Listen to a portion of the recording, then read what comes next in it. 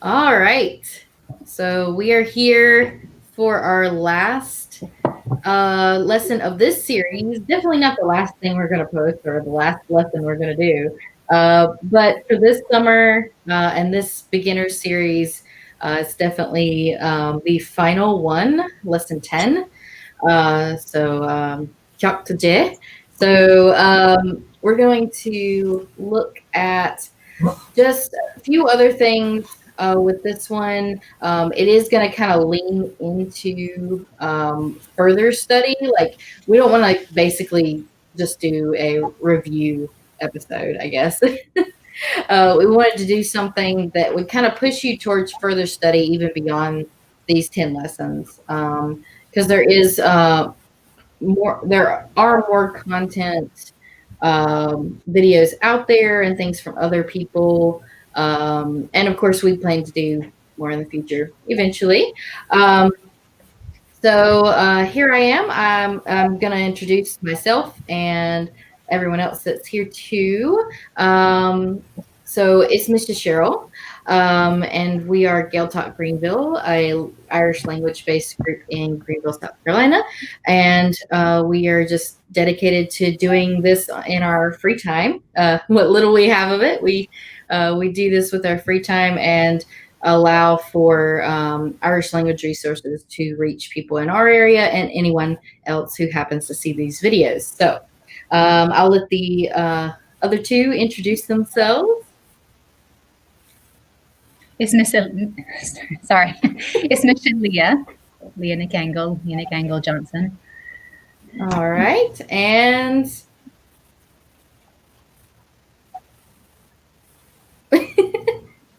that's Molly in the middle. So she may not can hear us. I don't know. Oh, there you are. Anyway, so the three of us have been doing Gaeltacht Greenville. We did some in-person live classes last summer, and so this is our live online classes this summer. But let's go ahead and get into it. No, it cut out a second, but Smishamali. Oh, okay, no problem. Or sometimes technical stuff happens, but especially with live things. So, all right. So I figured we'd do our intro while people started getting in, and hopefully more people will join us soon. If anybody's in the chat, go ahead and leave us a comment. Let us know you're here. Say hi or jigwit. All right, so let's take a look at the kora. So again, if you need the PDF, this document here, you can download it from the link that's in the description of the video. So it is available there for you to pick up. So if you want to quickly grab that, you can. And you can read along with us and look at it along with us too. And the PDFs are attached to each video that has PDF, and they are always free for you to use and look over. So the kora and lay, this time we're with Clodagh. So we really started with three main characters for these kora, and Clodagh was one of them, Tig was another, and Clar was the other one. So last time for lesson 9, we were with Clar, and she was reading a bedtime story to her son. We were focused on past tense. So this time we're going to look at something a bit different with this kora. So let's see. Leah, if you could be Clodagh, and then I'll read Neve's part. Let's see. So Kora is at a grocery store, and she runs into an old neighbor that used to live by her and her family. So she talks about her family and sharing their condition and their habits. So this is going to show a little bit of how to talk about conditions of people and habits of people as we look through this. Okay. So Clodagh goes first, and then Neve. So Leah, if you can start us off. Oh, Neve, is fad an lá chunacamara chéile. Could is a hatu? Time gabra is desse tua echo. Constatá do hishmahuri. Tommy Gama, Rihin Mam gach maden sechs chovar sanach nua anish, August tamanin chia gidi an draw an dera shachtana. Well, tá Charleston anajes, unskriven dovam fos, Scriven, Falshian violet books a lauer. agus anabrian doyad fos chovma, Niabrian, ta sé scaranish, ach dénan sé troscan biag no stoil agus broski briagan. tá sé sin go chinnteach, inis dóibh diaghíomh ceart gilar. Kinta. All right. So this one has a bit more difficult vocab sprinkled in, but don't worry, we're going to break those down for you. So we'll go down to the folklore, page 2. All right. So Leah, if you can read the Gaeilge, and I'll read the English part. Sure. So the first is fada an law o. It's been a long time since. And this is something that you can memorize just as a phrase, set phrase in and of itself. You don't have to break it down if you're new to vocab and grammar. So you don't have to know what each piece of this phrase means, just like Gaurav Mahagats, equals thank you. You can memorize that as a set phrase. This one's the same way. So it's been a long time since. Chunikamer. We saw. So last time, and I may do a lot of explaining with each of these, but last time we had the past tense, and remember when it's in the we form, the past tense gets that amar to the end, and hanak is the past tense of fek, which is an irregular verb. So it gets the amar on the end.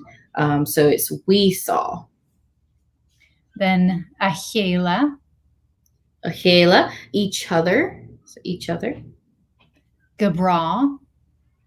Great or fine. It can depend on context whether it means great or fine, but a lot of times it can mean either one. Istase. It's nice. Tua ekal. To see you. So it's literally you to see. It's an infinitive phrase, but we'll look at those a little bit later. Then tishmahori. Parents. So this is you can have tishmahor as parent, but you usually don't have just the one. This word is usually, at least from what I've seen, most of the time plural, meaning parents. All right. Rihin she. She runs. So this is present tense of rih, which is to run. She runs. Gakmaden. Every or each. It's kind of interchangeable as far as the translation here, but every or each morning. And this is a word I stumbled over because it's been so long since I've said it, but kovarsanacht. Kovarsanacht. And so I'll put here kovarsanacht or kowarsanak, depending on the dialect. So that MH could be a W or a V, depending on the dialect. But it means neighborhood. And this one was actually a new word for me. So very good word to know if you want to talk about where you live and your neighborhood. All right. Jamon and Shay.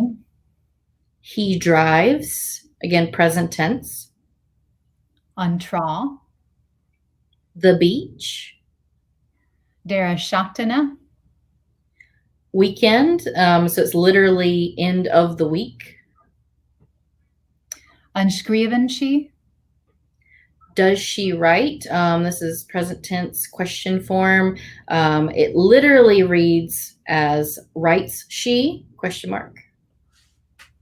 Fos. Still or yet. This is actually a very small word, but you see it all the time, and people use it all the time. So very good one to know, fos, meaning still or yet. Bailshian siad. They publish. So Falchian is publishes. So they publish. Again, it's present tense. Anabrian she. Does he work? Again, this is present tense question form. It literally reads, works he? Question mark. Choma. Choma, as well. And you may see the word ho or hov used as the word as in certain cases. It's not always meaning as, but it is used as in most cases. But there are other words that could translate to as, so just be careful of that. But this is another set phrase that you hear a lot of people put at the end of sentences, just like we do in English with as well. Erskar. Retired. This one was a new one for me too. But it literally means like, it's hard to translate. It doesn't directly translate to English because skr is like to be released from work, or in a literal sense, it's a word associated with like farm animals that like pull a plow or something like that. So they are unyoked from the plow. So you're literally unyoked from work. So it's a very interesting word. So it means erskar means retired or on release from some type of work. Danan she. He makes or he does. In our kora example, it translates to he makes, but this word can mean either one. So it can translate to he makes or he does, and context determines what that is. Truscan biog. Small or little furniture. So truscan is furniture, biog is small or little. Ernos. This is a phrasal little phrasal vocab word for meaning such as, or literally it's like on a way, but the word way translates very differently than the way we use way in English sometimes. So it translates better to such as.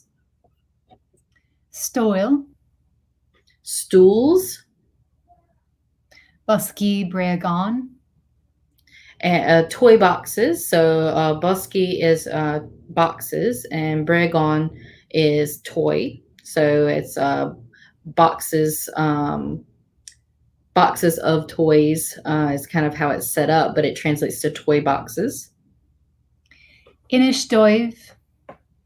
Tell them, and this is an imperative form, and we've had imperative forms in other lessons as well, where you're literally telling or ordering somebody to do something. You can add ledahol at the end, please, to make it sound nicer, but the imperative form when you're telling someone to do something is the root verb, and it doesn't usually have a pronoun or anything with it. So inish is literally you tell altogether, since it's in the imperative form, and dov is to them. And this is a set phrase. So when you have inish, you're always going to have a form of do there as well as to who you're telling something to. So that to someone is always going to be there as well. So it literally means tell to them. Yeah. And then finally, carrot galore. And we've had this one in other lessons, but it gets said so much, and it's such a common phrase. It translates to okay, but it's literally meaning right enough. Which, I mean, if you could see in English, someone saying right enough, that can also mean okay. So it translates fairly well, but I wanted to include it here because it's such a set phrase and people use it so much that it's a really good one to know. All right, so let's take a look at, oops, let me do this faster. Let's go back and look at our kora again. And this time, if Leah, you can read the Gaeilge, and I'll translate to Berla. Okay. Oh, Aniev. Oh, Neve. Is fad an lá ó chunnecamar a chéile? It's been a long time since we've seen each other. Cunne sa hátu? How are you? Tá go bra? I'm fine. Is das é tú a eáil? It's nice to see you. Cunne sa há de hismahori. Sorry, I'll say that again. Cunne sa há de hismahori. How are your parents? Tommy gama? They are well. Or we are, sorry, it should be, and I caught it. Tashiad gama. If you want to say. Yeah, Tashiad. So, I mean, we are well could work too if she was still living with her parents, but the character has lived separately. So, Tashiad Goma, yeah, they are well. Rihin mam gakmaden sa chovarsanach nua anish. Mom runs every morning in the new neighborhood now. Agus tamanin siad gadian tra an dera shaktana. And they drive to the beach on the weekends. Well, ta Charleston andas. Well, Charleston is very nice. An skriven de vamfos? Does your mom still write? Skriven, for she in violet books allower. Yes. And remember here that saying the positive form of the verb in the question is a form of saying yes, but it literally translates to writes. So writes or yes. And Violet Books publishes her book. Agus an umbria de yadfos choma? And does your dad still work as well? Nia Brian. No, literally doesn't work. Tashe ar skaranish. He is retired now. Ach, danin she truskan biog. But he makes small furniture. No stoil agus boski breagon. Such as stools and toy boxes. Tashe shin gahuntach. That's wonderful. Inishtoiv dia yiv. Kerkalor? Tell them hello, okay? Kinta. Certainly. Okay. So even though we sprinkled in a little bit more advanced vocab in this one to kind of push you, even in this last lesson, it is something that's completely doable. And with the folklore breakdown, hopefully all of that, you were able to follow as well. So let's take a look. Let's see. Okay. Looks like Molly had to duck out. I think she was having Wi-Fi problems. I was going to ask her, if she had any questions as well, since she's one of the, learners, beginner learners as well with us, just to get her perspective on it. But if she's in the chat and wants to, ask something there, that's perfectly fine. We'll try to catch up with her. So let's take a look at the pointy grammati. So there's only 2 this time, but they're more intense, I guess, than some of the smaller ones, but not too bad. We started off with verbs, talking about the past tense last time and really looking at them. We kind of introduced them earlier, but we really looked at them in depth last time. But this time we're looking at present tense verbs, and they're a little more difficult because you finally have to take the verbs and divide them into their 2 categories. And each category is going to conjugate slightly differently. So we'll take a look at that. So the first conjugation verb, so you'll hear this a lot. People talk about first conjugation, second conjugation, if you look at Irish grammar in any depth. But the first conjugation verbs are usually some of the more simple ones. They're usually one syllable, so just one syllable, like kur, or let's see, what's another one that's not irregular? Feck and Dan are both irregular. But they are just one syllable. The whole verb is considered the root, except if it ends in IGH, and that usually comes off to expose the root. And a few two-syllable verbs also fall into the category as well. So second conjugation verbs are easy to remember as well. They're usually multiple syllable verbs, so things that have two or more syllables to them. So to conjugate a verb into the present tense, you want to use the following endings. And you'll see examples of these in the kora. So for first conjugation verbs, you add im or im, depending on the spelling, in the first person singular.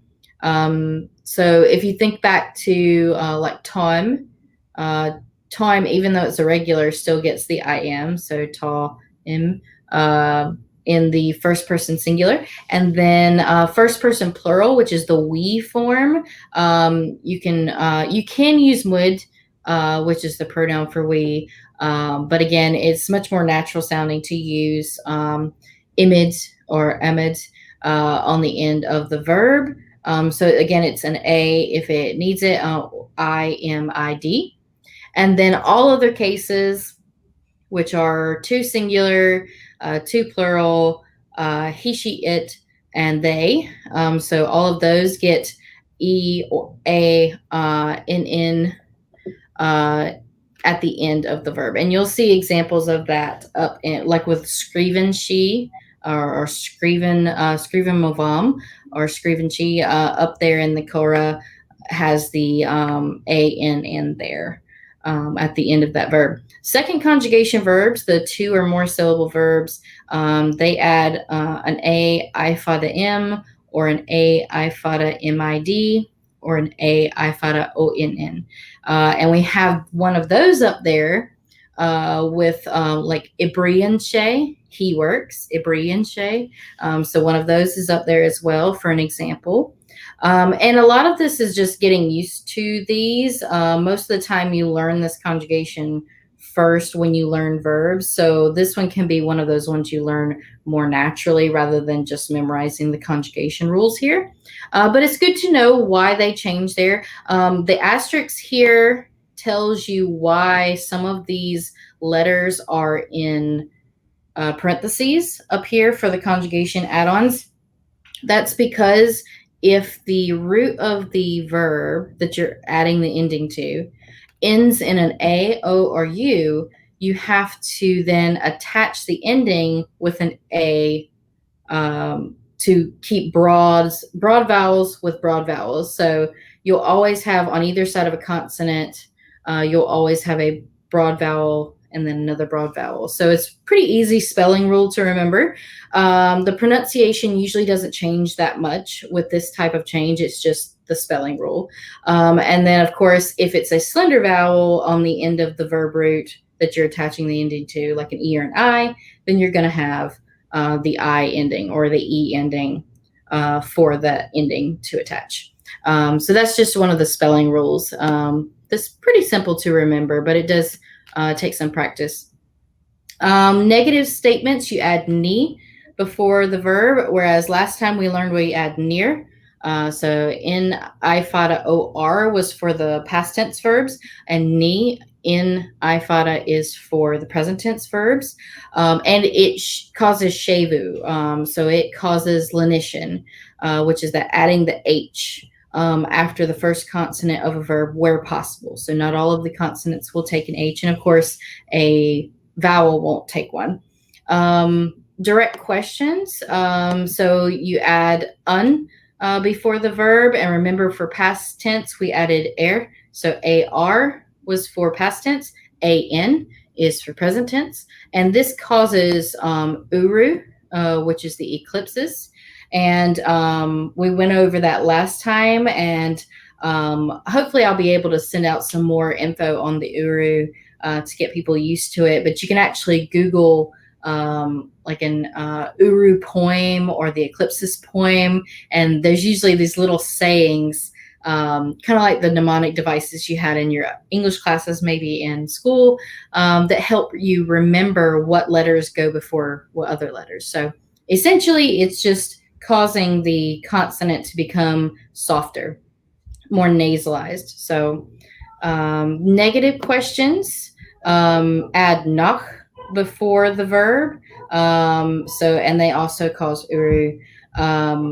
So if you're adding like, doesn't she write? Doesn't she write a book? Or doesn't she write novels? Then you can put nach there instead of un. Instead of does she write novels, if you want to say doesn't she write novels. So it's different inflections, still kind of asking similar questions there. So hopefully this gets you started on present tense verbs, at least the regular ones. Again, the irregular ones, there's only 11. Just you'll have to memorize those. A lot of them aren't irregular in the present tense, I will say, but a few of them are, so something to look at.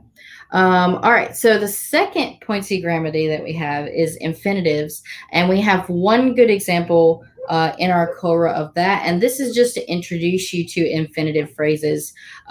We have them in English, and that's when you say, like, in the kora we say, she said, it's good to see you, and to see you is an infinitive phrase. It uses that preposition to with the verb. So to see you, or to do something, to make something. So those types of phrases are infinitives. And so they're constructed a very unique way in Irish, and it's something I had to get used to. And I probably only just recently have been able to use them pretty well with confidence. So it is something to get used to, but it's something to kind of know that it exists, even if you don't use it early on, and if you use it later when you've learned a bit more. But I wanted to introduce everyone to it. So it's a phrasal formula. So like examples, to do homework or to see her friend. So in Irish, we put the noun first, and then which is the A, and then the verbal noun form of the verb. So this is the same form you would use to make an ing form of the verb in most cases. So here's some examples. So fek means to see, and akara means her friend. So if you want to make an infinitive phrase with these two things, it would equal akara a ekel. So fekel is the verbal noun form of fek. And you can look that up in any dictionary if you want to see the conjugation for that. Changeland.ie has that. If you look up fek, you can go to the grammar tab and see all the conjugation. So akara a ekel. So the causes a lenition, so that H gets put in there and the F goes silent. So that's why it sounds different. But it means to see her friend. And then our second example here, Dane means to do or to make in some cases. And then Oberwalla or Oberwalla, depending on the dialect, means homework. So very good word to know if you're a student. So the word for homework. But to do homework is Oberwalla Ayenov. So again, the H gets inserted after the D for Danov, which is the verbal noun form, and it becomes Yenov, so because it's before an E. So Oberwalla Ayenov or Oberwalla Ayenov, to do homework. So remembering that the noun comes first is probably the hardest part of these. So it's a good thing to get used to. And then we have a last example, shol, which is to send, and then rufust, an email. So to send an email would then be rufust ahiola, or rufust ahiolig, depending on your dialect. So Leah, you would say hiolig, right? With the G sound at the end. Hiola. You would? Okay. Okay. So maybe that one's across the board going to be Hyola instead of Hyola. So I just thought one of the dialects might put the G sound there, but so Rifost a Hyola. Not in Munster. Okay. Not the part of Munster I grew up in anyway. Oh, okay. Well, that's good to know. It's probably more uniform in that way too, so that's probably a good thing. So Rifost to send an email. So again, these are set in constructed in phrases. You will see this a lot if you start reading like articles on nos.ie. So if you want to practice reading articles on nos, you will see infinitive phrases quite a good bit. And also, if you listen to any podcasts, you may hear this as well. So it's something to be aware of. Again, if you don't feel like you're quite there yet to using these things, at least you know about them and can look forward to practicing with them at a later date. So again, our links to tinglon.ie and aber.tcd.ie for pronunciation and vocab and conjugation. So very cool. All right.